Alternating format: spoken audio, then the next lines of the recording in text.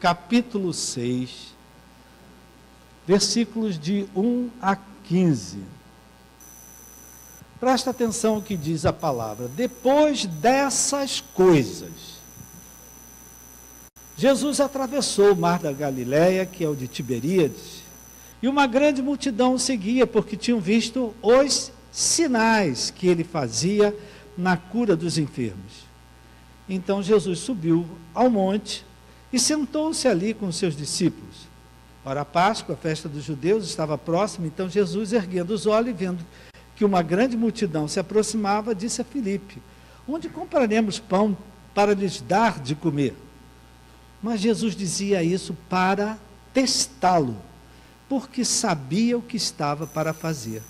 Filipe respondeu: nem mesmo 200 denários de pão seriam suficientes para que cada um recebesse um pedaço?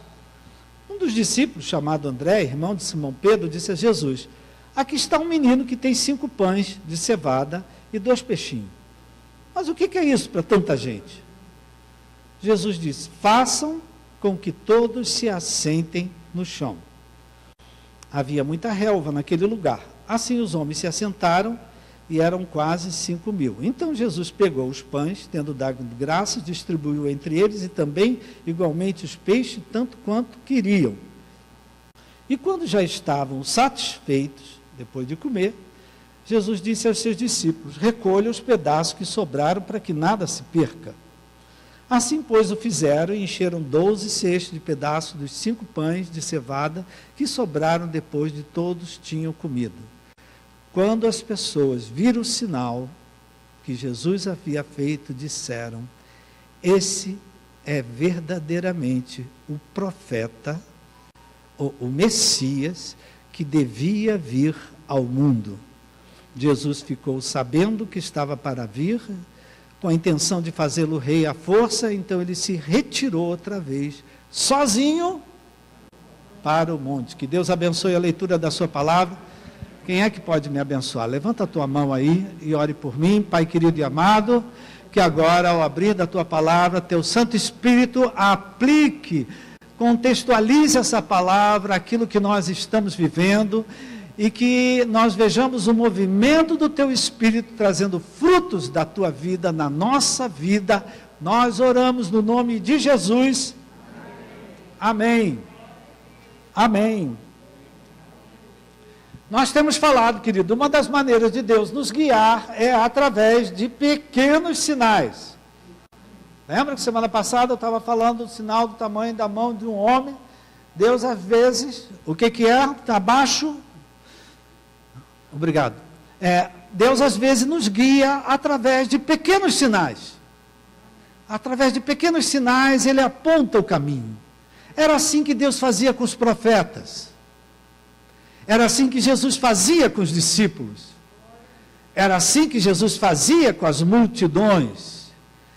Aqui diz que grande multidão o seguia porque tinham visto os sinais. Jesus tinha curado os vários enfermos. Então as pessoas começaram a segui-lo por causa disso. Uma pergunta, querido: será que alguém aqui essa semana, na sua vida, viu algum pequeno sinal? Deus deu um pequeno sinal para você? Olha só, queridos, eu vi todo dia. Todo dia. Todo dia, Deus, isso aqui é um pequeno sinal. Deus, isso aqui é um pequeno sinal. Eu botei Deus na minha vida, prestando atenção nos sinais que Ele me dá, nas coisas que acontecem. Né? A irmã me liga: pastor, peguei um Uber. Quando eu sento no Uber, o senhor estava pregando, dentro do Uber, que a minha vida ia mudar. Eu digo: pois então, minha irmã, a tua vida vai mudar. É um pequeno sinal que Deus está dando para você, também está dando para mim, porque você está contando para mim. Amém, querido?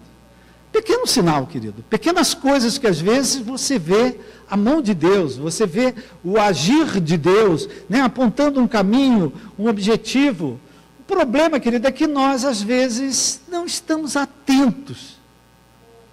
Olha o que acontece, querido, entre nós muitas vezes. Você passa uma mensagem para alguém, passa um zap, grava uma caixa postal, Liga, aí aparece lá, mensagem não recebida e não atendida, sei lá. Aí depois você se queixa com aquela pessoa, puxa, eu mandei para você. Ah, não vi não. Ah, estava carregando. Ah, nem percebi. Ah, não entrou não. Essa é a mentira pior de todas, né? Ah, não entrou não.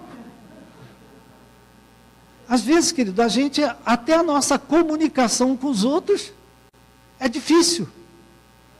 Porque você passa uma mensagem, aí você vê no dia seguinte que aquela mensagem nem foi lida. Não é verdade, querido? Porque às vezes a gente não está tão atento a isso. Não presta atenção ao que está se falando, ao que está se dizendo, não é? E às vezes também acontece assim com Deus, querido. Deus dá sinais. Deus dá sinais para a nossa vida. Ele aponta o caminho. Às vezes Ele endireita a nossa vida. Eu gosto muito de dizer, Ele endireitará as tuas veredas. Meu Pai, quanto caminho torto eu já peguei na vida. Quem aqui já pegou caminho torto? E Deus endireitou. Amém? Estou eu aqui louvando a Deus e glorificando o nome dEle. Ele me endireitou. Às vezes com muito amor, com muita bondade. Às vezes descendo o cajado em mim. Mas é assim que se direita. A ovelha que foge, ele vai lá e pega. Bobeou, ele quebra a perna dela. Para ver se ela fica ali e acostuma com o cheiro do pastor. Então, estou falando de mim, tá? Não estou falando de ninguém aqui, não é indireta para ninguém não, tá? Estou falando da minha vida. Então, querido, Deus às vezes, Ele dá sinais para a gente. A gente aqui não percebe. Por quê? Nós vivemos hoje uma vida muito ocupada. Somos muito ocupados e às vezes não percebemos os sinais que Deus... Olha só, quando você vai ao médico, se é um médico de fato, a primeira coisa que o médico vai fazer é ver teus sinais vitais. Primeira coisa, ele vai pegar teu pulso, né? Médico mesmo. Vai tirar tua pressão, vai escutar teu coração, teu pulmão. Você sabe que tem médico que você entra, o que foi? Toma isso, vai embora. Mas o médico, sinais vitais. Olha só, Cristiano, quando chegou no pronto-socorro, pela dificuldade dele deambular, dele andar, o médico já, aí tem coisa. Né? Eu quando tive um evento cardíaco, quando sentei e botou o eletrocardiograma, a médica que estava me atendendo disse assim, opa! Eu digo, ih, sujou. Ela deu um opa! Então, o médico, ele observa os nossos sinais para ver o que vai fazer. Deus faz a mesma coisa com a gente, querido. Ele está sempre dando os sinais. Que sinais que Deus está dando hoje na tua vida para apontar o caminho por onde você deve ir? O que você está vendo? O que você está observando? O que está te chamando a atenção nesses dias? Que pequenos sinais Deus está te dando? Às vezes Ele dá um sinal grande, querido. Às vezes Ele dá pequenos sinais. Vocês estão aí, minha gente? Quem me ama aqui, diga amém. Pastor gosta de ser amado, sabe? Gosta de, amém, tá bom, o que tu está falando aí, está sendo legal. Amém, querido? Então dá um retorno aí para a gente. Né? A gente também gosta de ouvir, peraí, o que eu estou falando tem algum sentido? Então, querido, que sinais a vida está me dando hoje, que eu estou no caminho que Ele quer para mim? O que eu estou observando? O que está acontecendo? Fica atento, meu irmão, aos sinais que Deus dá. E às vezes os sinais que Deus são pequenos. É do tamanho da mão de um homem. É um sinal muito pequeno, mas é o sinal. Então que o Espírito Santo fale conosco. Presta atenção aqui, Jesus aqui estava no início do ministério. Ele estava começando a sua missão. Estava começando o seu ministério. E nós, também aqui, queridos, cada um de nós também estamos cumprindo uma missão. Você não é luz do mundo à toa, não é sal da terra à toa, você não é testemunha de Cristo à toa, você não é embaixador do céu à toa. Deus tem um propósito com a tua vida. Amém? Tem uma missão para você. Tem alguma coisa que Ele quer fazer em você e através de você. Amém? Então presta atenção aqui que o que aconteceu com Jesus acontece conosco. Diz a palavra, depois dessas coisas. Eu sou um homem muito curioso. Minha mãe sempre dizia, ô garoto curioso, está sempre procurando alguma coisa. Hoje eu tenho uma substituta lá em casa, minha mulher. Quem é que está procurando agora? Está sempre procurando alguma coisa. E ela é uma excelente achadora. Maria José, eu quero um livro assim, assim. Aí daqui a pouquinho lá vem ela com o livro na mão, porque ela é detetive, ela acha onde é que está o livro. Depois dessas coisas, que coisas, querido? O que Jesus tinha passado, querido?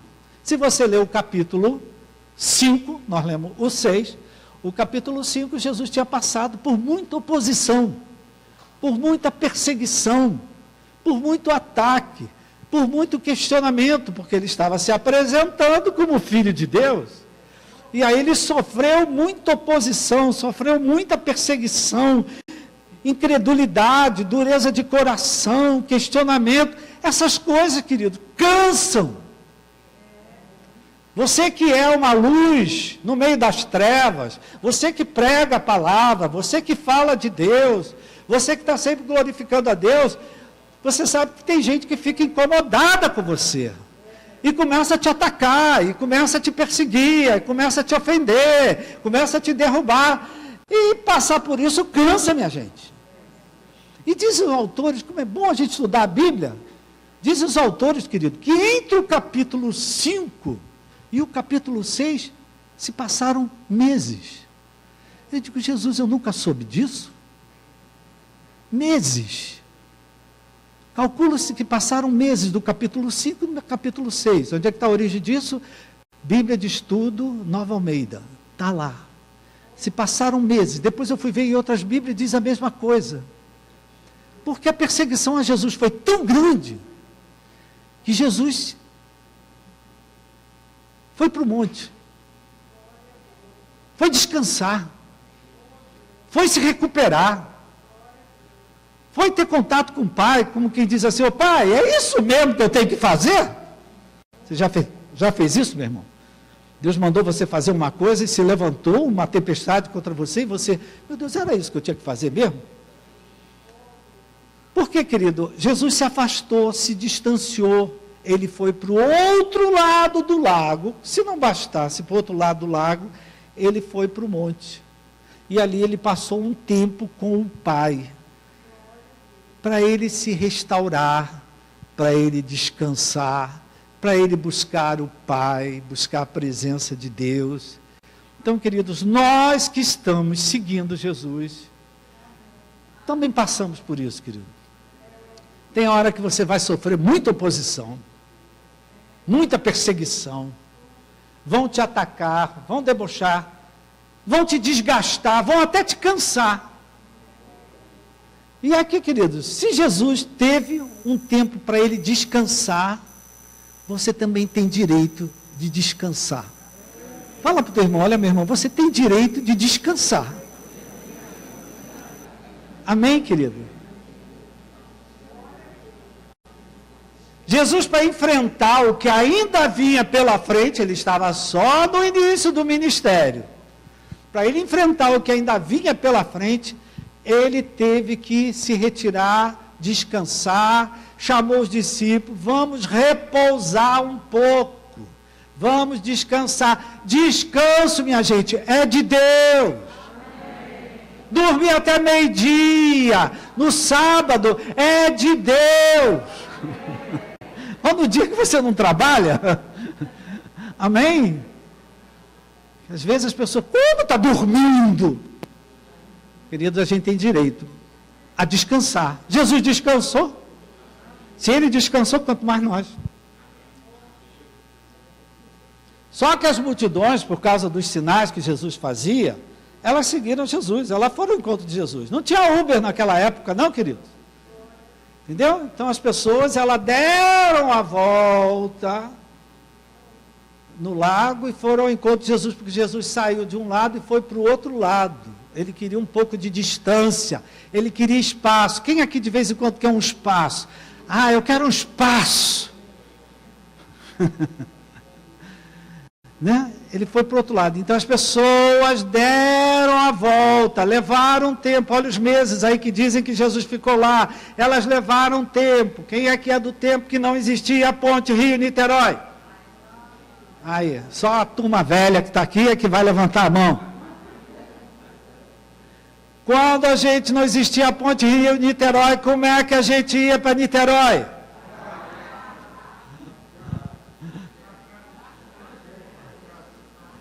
Embarcado, mas de carro. Tinha que ir para Magé. É isso aí, minha gente. Há uma turma aqui calibrada, né? Então as multidões tiveram tempo, querido, para chegar lá onde Jesus estava. Mas elas seguiram ele por causa dos sinais. Como eu disse, querido, Jesus estava num lugar distante, num lugar deserto. Eu li até o nome do monte que ele estava, mas esqueci o nome do monte. Ele estava num monte específico onde ele estava.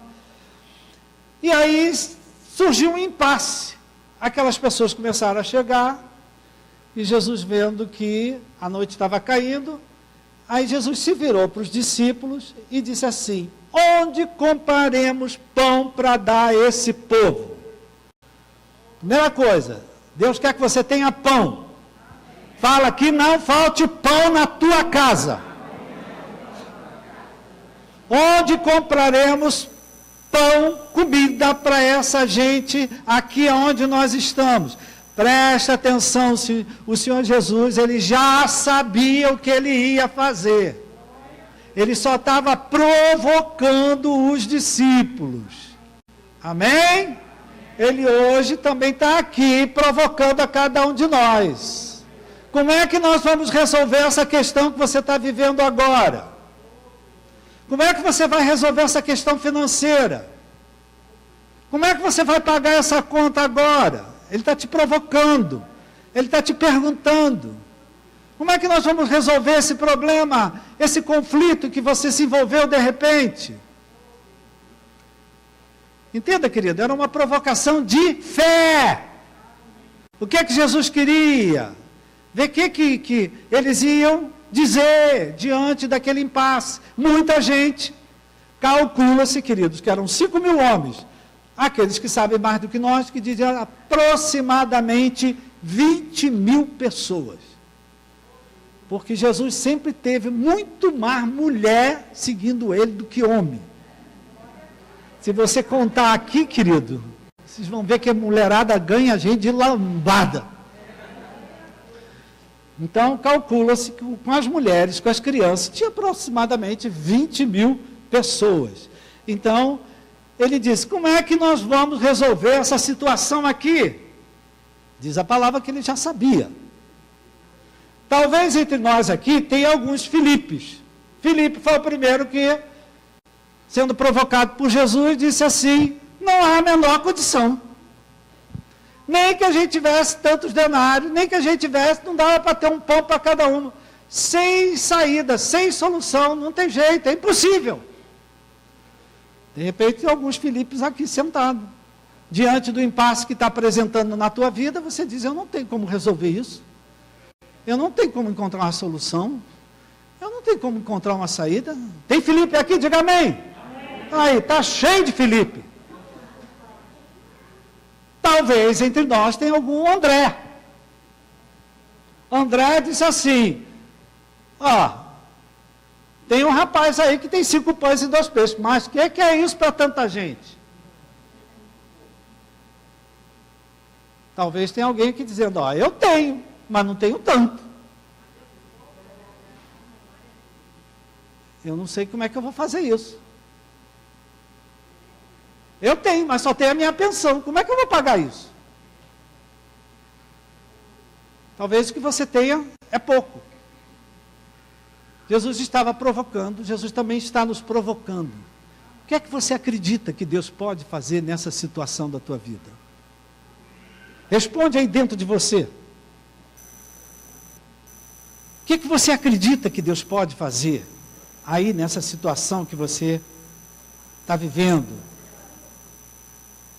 Talvez você se olhe, eu tenho uma grande necessidade, mas os recursos que eu tenho são muito poucos. Então presta atenção, querido. Jesus estava desafiando eles na sua fé. Jesus também está aqui conosco nessa manhã, desafiando a nossa fé. Certa ocasião, os discípulos acordaram ele que estava dormindo no travesseiro, e a tempestade, o mar estava agitado, e eles acordaram Jesus, e Jesus virou para eles: onde está a vossa fé? Está com medo de alguma coisa, meu irmão? Onde está a vossa fé? Segundo, querido, que a gente vê aqui, né? Primeiro, Jesus desafiou a fé deles. Segundo, Jesus começou a organizar o milagre. Eu tenho repetido isso, querido. Milagres, eles são organizados, eles são preparados.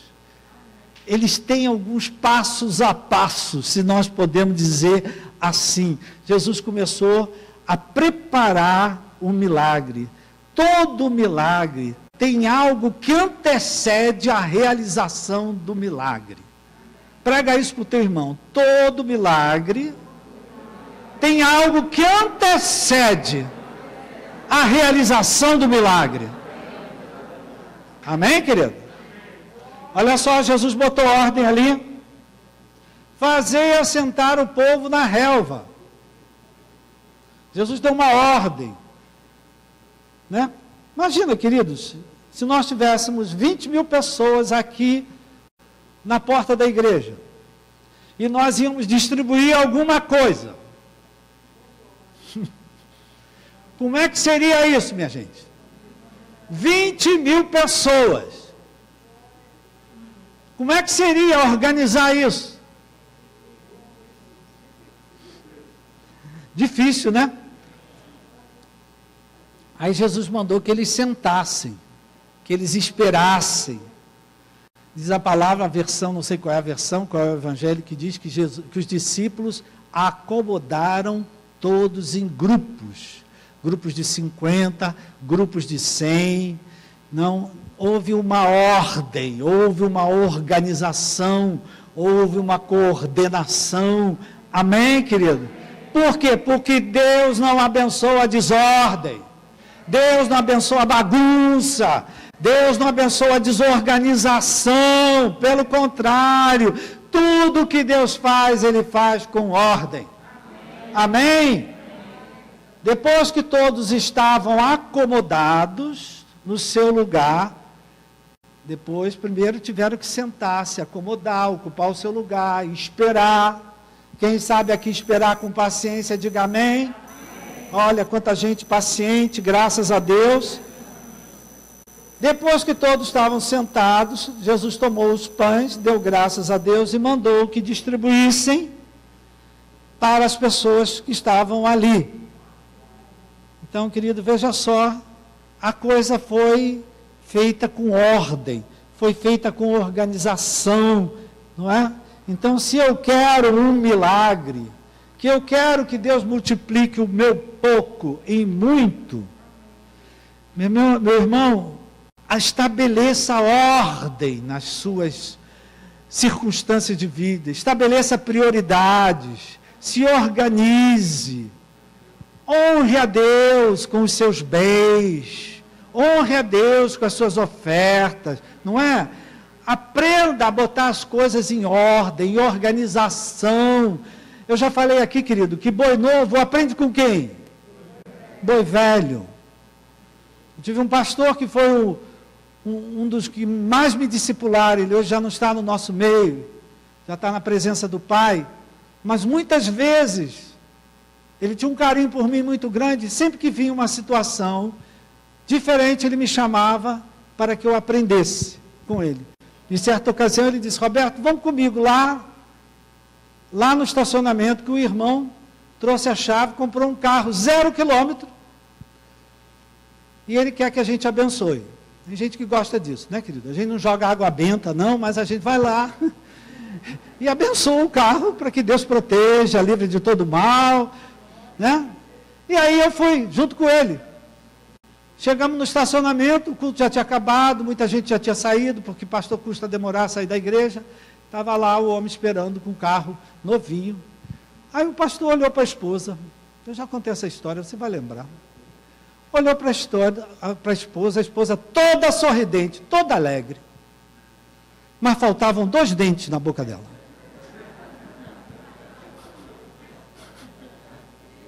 Ele olhou para os filhos do homem, também estava lá, tudo esfarrapado, tudo com umas roupas velhas. Um deles de sandália havaiana. Aí ele virou assim, ele olhou para a minha cara primeiro, como quem diz, Roberto, olha para mim e aprende. Meu irmão, não vou abençoar esse carro não, porque esse carro é do diabo. Esse carro não é de Deus não. Vai colocar os dentes da tua filha, da tua mulher, vai comprar roupa para os teus filhos, depois você volta que eu abençoo o teu carro. Virou as costas e fomos embora. Menino, eu fiquei assim, caramba. Nunca mais me esqueci disso, minha gente. Amém? Um homem que valoriza mais o carro que o sorriso da esposa. Não deixa a sua esposa sorrir agora, não.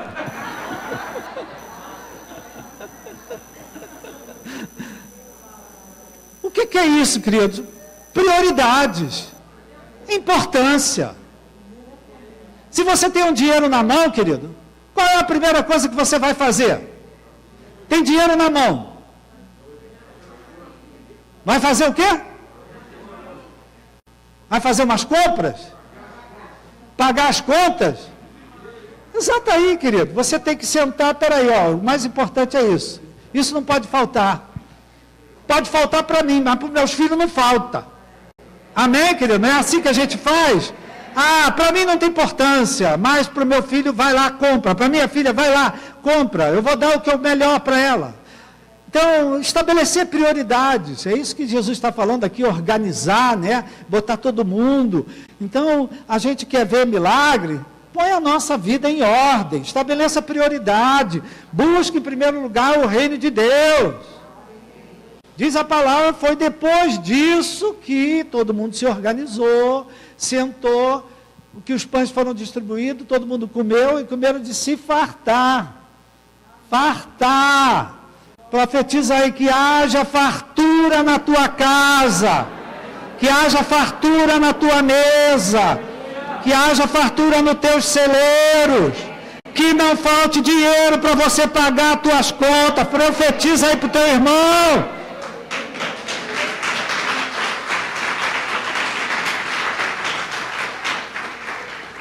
Amém, queridos? Após todo mundo comer e comer com fartura, Jesus mandou que recolhesse os pedaços que sobraram para que não se perca nada. Interessante, né, querido? Que Jesus ele fez esse milagre com ordem, antes, durante e depois. Tudo feito com ordem.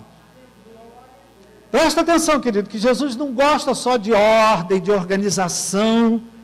Jesus é totalmente, isso vai incomodar muitos de nós aqui, ele é totalmente contra o desperdício de comida.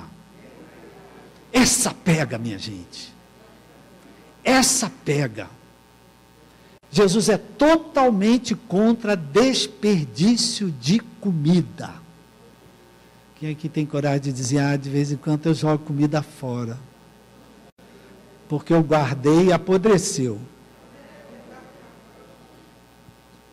Quantas vezes, querido, a gente compra, põe lá, as coisas têm validade.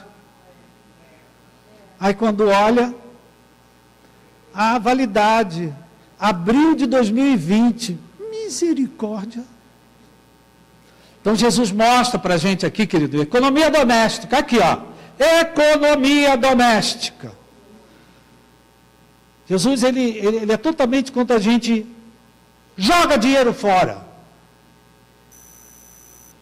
Quem aqui tem coragem de ver, querido, que tem coisas que a gente faz que é jogar dinheiro fora? Hein? Vocês estão aí, minha gente? O pastor está falando muita besteira hoje. Jesus é contra quando você investe o teu dinheiro, joga fora o teu dinheiro, desperdiça comida, compra coisa, deixa lá, apodrece, joga fora.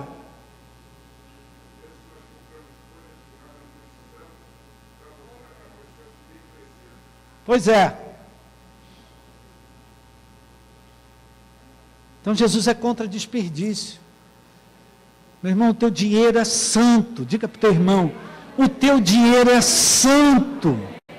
Emprega o teu dinheiro em coisas que vão trazer frutos para a sua vida, que vão abençoar a tua vida. Pais, ensinem isso para os filhos. Olha, dinheiro é uma coisa que você tem que valorizar. Tem que dar valor ao dinheiro. Dinheiro não cai do céu, não. Dinheiro é fruto de trabalho, é fruto de ralar muito, é fruto de acordar cedo, chegar tarde. Dinheiro é importante. Amém, querido? Amém. Ensina isso para os teus filhos. Amém? Eu tenho esse hábito até hoje, né? Quando eu vou dar dinheiro para alguma coisa, para alguém que fez alguma coisa para mim, eu boto sempre no envelope. Quem me ensinou isso? Meu pai. Ele disse, ele dizia assim, meu filho, trata o dinheiro com respeito. Porque se você não tratar com respeito, ele vai ficar mal criado contigo. Amém, querido? Então a gente... Certamente, queridos, eles distribuíram, olha só. Recolheram 12 cestos. O que é que eles fizeram com esses 12 cestos? O que é que passa pela tua cabeça? O que é que eles fizeram? Certamente, queridos, eles distribuíram para outras pessoas. Certamente eles levaram para casa. Que nem festa lá no Meia. No Meia era assim, quando fazia festa, todo mundo levava a merenda para casa. No Catete não acontece assim não, né? Aqui na igreja, quando a gente faz uma festa, tem umas irmãzinhas aí que vem com o Tupperware e enche o Tupperware. Olha só, querido, tudo que Deus quer, o que falta na sua vida, Deus quer multiplicar. Fala para o teu irmão, o que está faltando, Deus quer multiplicar. Fale uma segunda coisa, eu já estou terminando, tá? Fala primeiro, o que falta na tua vida, Deus quer multiplicar. E o que está sobrando, é para distribuir, meu irmão.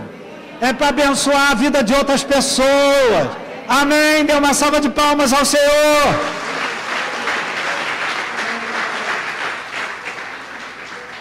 Deixa eu chamar a sua atenção para a última coisa que eu vejo aqui. O Evangelho, queridos, é o poder de Deus para a salvação de todo daquele que crê. Mas o Evangelho, ele tem um poder. Ele transforma a vida da gente. Você não é mais a mesma pessoa que você era. O Evangelho, quando entrou no teu coração, a tua vida foi transformada.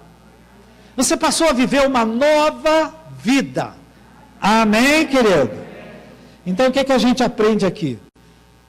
Finalizando, né? A gente aprende várias coisas aqui. Que existem horas que você vai passar por perseguição, por oposição. Existem horas que você tem todo o direito de descansar, né? Existem horas que necessidades vão aparecer, mas Deus está do teu lado para suprir toda a tua necessidade.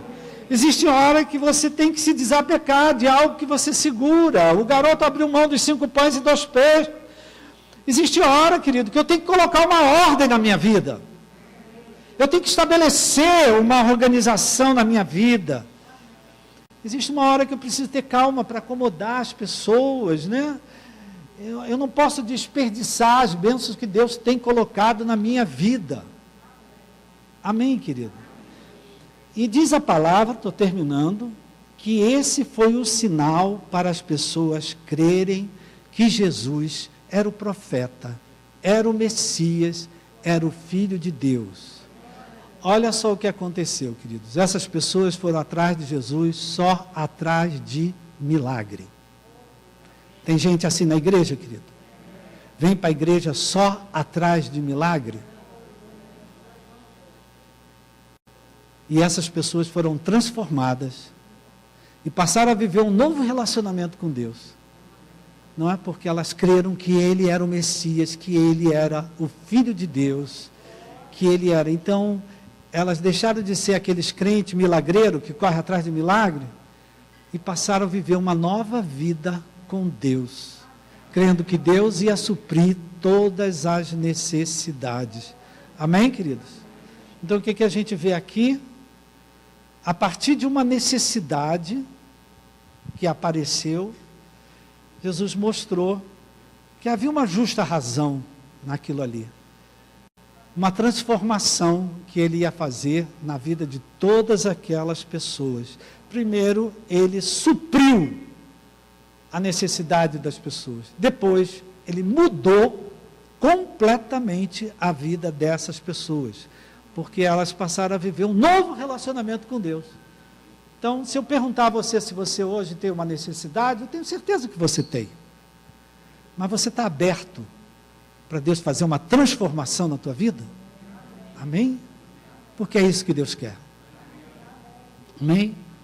A justa razão porque Ele deixa a gente passar por tantas coisas que a gente passa, porque Deus não está interessado só em suprir as nossas necessidades. Ele está interessado em transformar a vida de cada um de nós e de nos tornar em verdadeiros discípulos, embaixadores da parte de Cristo, que por onde forem, levam o Evangelho de Jesus Cristo. Uma salva de palmas ao Senhor.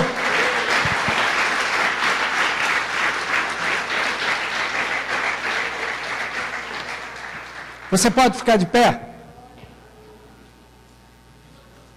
O Senhor Jesus fez uma pergunta para os discípulos. E eu vou fazer uma pergunta também para você. Talvez você olhe para a sua situação e veja uma necessidade que você tem. Ou algo que você tem que é pouco. Algo que eu tenho é pouco. Não dá para o desafio que eu tenho pela frente. Eu queria que você colocasse diante de Deus, em primeiro lugar,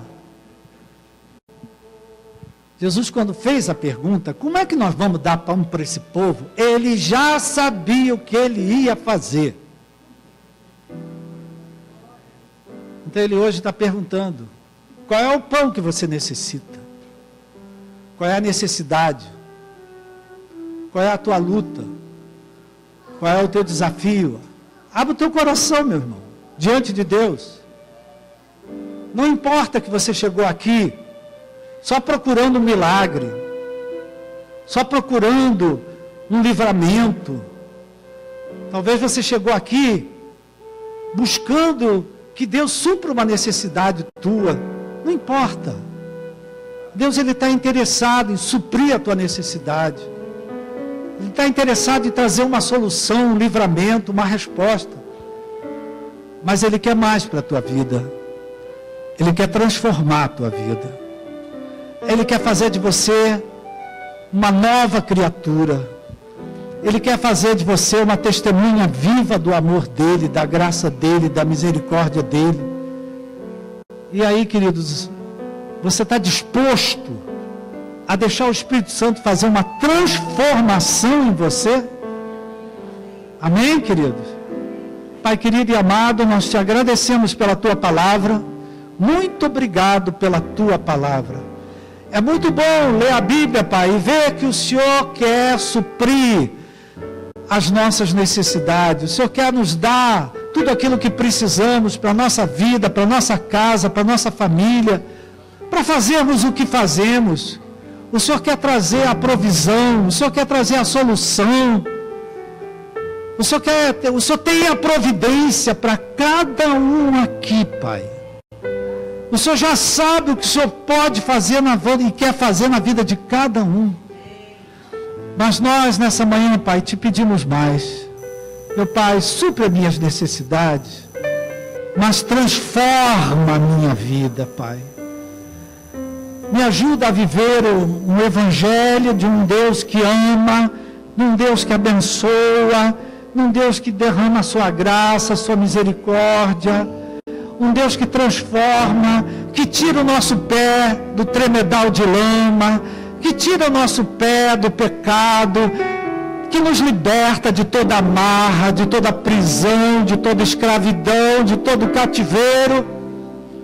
Mais do que suprir as nossas necessidades, o Senhor quer quebrar as nossas algemas, as nossas amarras, as nossas prisões. Nós queremos ser livres e livres em Cristo Jesus. Queremos viver uma nova vida. Pai querido e amado, a palavra eu preguei. E que o Espírito Santo aplique essa palavra. Que aquilo que é da parte do meu irmão, o meu irmão tenha coragem de fazer.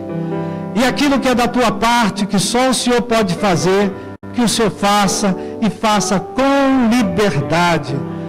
Que essa situação que traz tanto desafio, traz tanta preocupação, traz tanto medo, seja vencida, seja superada pelo poder do teu Espírito, e que após isso, meu irmão, viva uma nova vida, viva um novo tempo, viva uma novidade de vida. Entrego nas tuas mãos, Pai, toda a necessidade que eles têm, e te peço, Pai, completa a obra que o Senhor tem iniciado na vida de cada um de nós. Transforma a vida de cada um de nós. Para onde nós formos, o Evangelho vai conosco. Para a honra e glória de Jesus, oramos no nome de Jesus. Uma salva de palmas ao Senhor.